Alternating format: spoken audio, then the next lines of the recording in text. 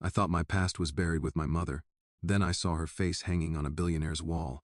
If you have ever wished that truth would finally catch up with someone who caused deep pain, stay with me. And if you believe that life has a quiet way of balancing wrongs, take a moment to like this story, subscribe to the channel, and settle in. This is not a loud revenge story. It is a soft one.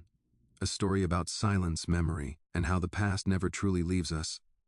My name is Daniel Harper. I am not famous. I am not powerful. I am just an ordinary man who learned very late in life that even the smallest lives can leave marks on the biggest ones. I grew up in a small coastal town in England, where the sea was always gray and the air smelled of salt.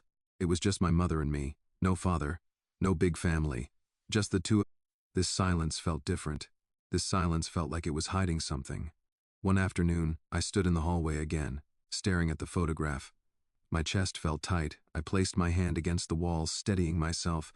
"Excuse me." I turned and saw Edward Whitmore standing behind me. He was taller than I expected, older too. His hair was gray at the edges. His face showed no emotion.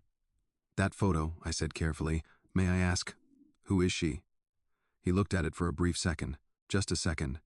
But in that moment, something flickered in his eyes, not anger, not surprise, fear.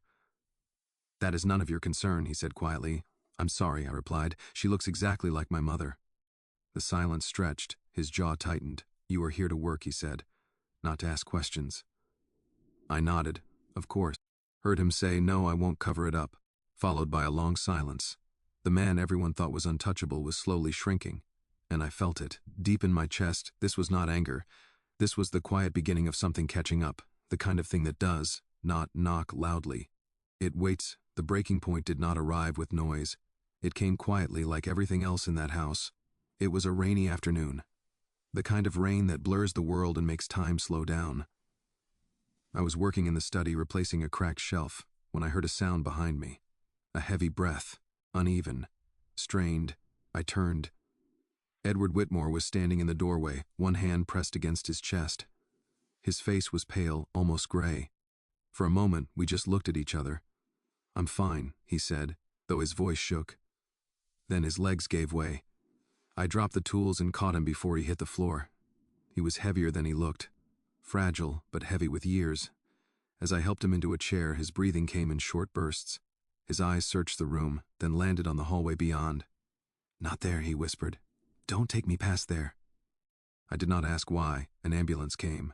The house filled with strangers in quiet urgency. As they wheeled him away, his eyes met mine again. This time there was no authority in them, only fear. After that day, the mansion felt hollow. Edward was gone for weeks, no calls, no instructions. The staff moved carefully, as if afraid to disturb something fragile. I kept working. Partly because I needed the money. Mostly because I felt drawn to that place now, like it was holding answers that refused to leave. One evening, the manager called me into the study. "He wants to see you," she said, "when he's back." "Me?" I asked, surprised. She nodded. He asked by name. When Edward returned, he was changed. He walked slower. He leaned on furniture without realizing it. His voice had lost its sharp edge. He asked me to sit with him in the study. The rain tapped softly against the windows. "I owe you something," he said, "not money." I said nothing. He stood and walked toward the hallway, toward the photograph. Slowly, "That woman," he said, stopping in front of it. "Your mother." My breath caught. "She worked for me 25 years ago," he continued. "She cleaned my offices, late nights, early mornings." He swallowed hard. "I treated her badly. I thought kindness was weakness. I spoke down to her. I ignored her when she warned me about mistakes in my business." He laughed softly without humor. "She was always right. I remembered my mother coming home tired, saying some people do not listen until it hurts. She saved my company once," he said, "and I thanked her with silence." His shoulders shook. "One night she looked at me and said, 'One day you will feel alone in a room full of people.' He turned to me. That day came. The room was quiet, only the rain spoke. 'I kept her photo,' he said, 'because I could not let her disappear like I tried to when she was alive.' I felt anger rise, then sadness, then something heavier. 'You treated her badly,' I said softly. 'Yes,' he replied, 'and now my life is falling apart.'" He looked smaller in that moment. Not a billionaire, just a man facing his past. And I understood then, this was not revenge. This was the truth finally standing up. And it was not done yet. Edward Whitmore did not return to work after that conversation. 2 days later, I received a call from the manager. Her voice was careful, as if every word might break. "He's in hospital," she said. "It's serious." I sat on the edge of my bed for a long time after the call ended. The room was quiet, the kind of quiet that presses against your ears. I thought of my mother in her hospital bed years before. The same smell, the same soft beeping machines, the same waiting. I told myself I did not need to go. I owed him nothing. But something inside me knew that was not true. The hospital was bright and cold, white walls, soft footsteps. When I found his room, the door was slightly open. I stood there for a moment, listening to the steady rhythm of the machine beside his bed. Edward looked smaller than ever. His skin was pale. His hands rested on the blanket, thin and still. When he saw me, his eyes filled with something I had not seen in him before: relief. "You came," he said quietly. I nodded and sat beside him. For a while, neither of us spoke. The silence was heavy but honest. "They told me this morning," he said at last. "Late-stage cancer." The words hung in the air, calm, final. "I thought I would feel angry," he continued. "But all I feel is tired." He turned his head toward the window. Rain traced slow lines down the glass. "I keep thinking about her," he said. "Your mother, how she sat with people when they were sick, how she held their hands." He closed his eyes. "I was cruel to her," he whispered, not loudly, not in ways people notice. "I made her feel small, invisible." Tears slipped down his face. "I believe this is happening because of that," he said, "not as punishment, but as a mirror." My chest tightened. I thought of my mother telling me not to carry bitterness. I thought of her tired smile, her quiet strength. "You can't change the past," I said softly, "but you can face it." He looked at me then, really looked. "Will you forgive me?" he asked. "Not for my sake, for hers." The question broke something open inside me. I felt grief, anger, love, all tangled together. "Yes," I said, my voice shaking. "I forgive you." He began to cry, not loudly, just the way people cry when they finally stop fighting themselves. In the months that followed, Edward changed what he could. He sold properties. He funded care homes. He made sure cleaners were paid fairly and treated with respect. Not as charity, but as correction. His treatment was long, painful, quiet. Sometimes I visited. Sometimes we sat in silence. Sometimes we spoke about my mother, about how she laughed when she thought no one was watching. Slowly he began to heal, not just in body, in spirit. On the day he was told the cancer was in remission, he asked me to walk with him.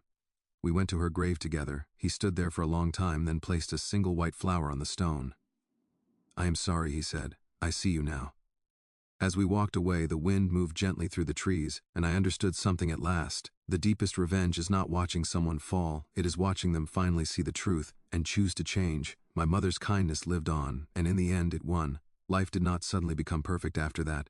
Edward Whitmore recovered slowly. Some days were good. Some days were heavy. Healing is never a straight road. But something inside him had softened, and that mattered more than any number on a medical report. As for me, I eventually left the mansion. Not because I was pushed out, but because my work there was done. I found a small job closer to home. A quiet place, familiar streets, the sound of the sea again. Sometimes I still think about that hallway, about my mother's photograph hanging in a place she never truly belonged, yet somehow changed forever. I think about how quietly karma works. It does not rush. It does not shout. It waits until a person is ready to see themselves clearly. Edward once told me on our last meeting, I thought power meant control. Now I know it means responsibility. I smiled when he said that, because it sounded like something my mother would have believed. She never had money. She never had status. But she had something far stronger. She had kindness. And in the end, that kindness reached places she never even knew. If there is one thing I learned from all of this, it is this. You do not need to raise your voice to be heard by life. You do not need revenge to find peace. Sometimes the quiet truth is enough. And sometimes the people we think we have forgotten are still changing the world. One heart at a time. Thank you for listening to my story. If this story stayed with you, if it made you pause or reflect, take a moment to like this video. Share it with someone who believes in quiet strength. And subscribe to the channel for more real-life stories about truth, karma, and healing. Until next time, be gentle with others. You never know which silence is still speaking.